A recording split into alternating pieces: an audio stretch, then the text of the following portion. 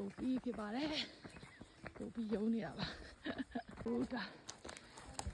checkpoint 2 station 2ရောက်ပါပြီရှင်မဘော်ရန်ဒီအလေးစောင့်နေပါတယ်ဒီကောင်းရောင်းနေတာဦ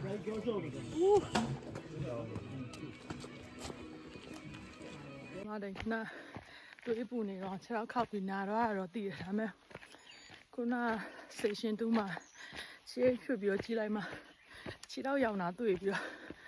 တော့လန့်တော့ငိုချင်သွားပြီးဒီတိုင်းအင်းနဲ့ဆက်မှပြေးနိုင်ပါမလားစိတ်နဲ့စိတ်ကြဒါပေမဲ့ယုံကြည်လိုက်မှာကွာခုရှာကိုပတိစီးလာဒီတော့ finish ဖြစ်ချင်တယ်ရတဲ့ကေပါရနေစားပြီးတော့လုံးဝတက်ကြီးပဲရုံးရတော့မှာဒီအရှေ့လျှောက်တလန်းကြီးပဲပြောရနေစားပြီးတော့စွတ်တက်ရမှာဗျာဇွတ်တရက်ကိုတက်ရမှာ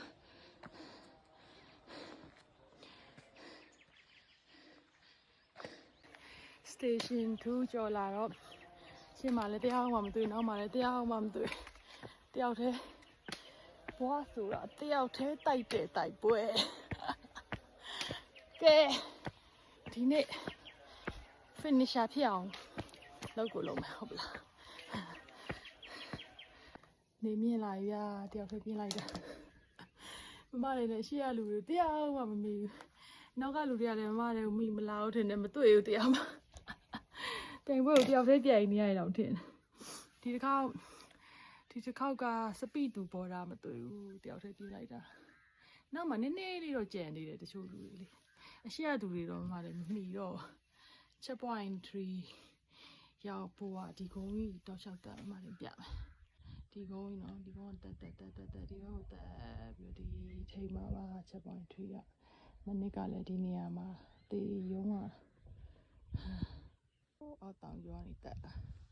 ဒီစရလေးမှာခဏလေး2မိနစ်နာတက်တော့မယ်ပေါ့ကဲရုံးပြီဗျာရှုခင်းနေတော့ရှယ်ပဲ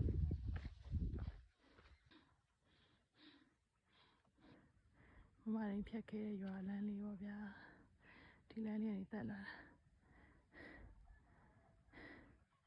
7.3ရောက်ပါတော့မယ်မရင်းတို့ station 3ရောက်ပြီဗျာstation 3မှာမနစ်က9:50ရောက်တယ်ဒီနေ့က9:35နဲ့ရောက်တယ်ချိန်နေနည်းနည်းလေးတော့တိုးတက်လာ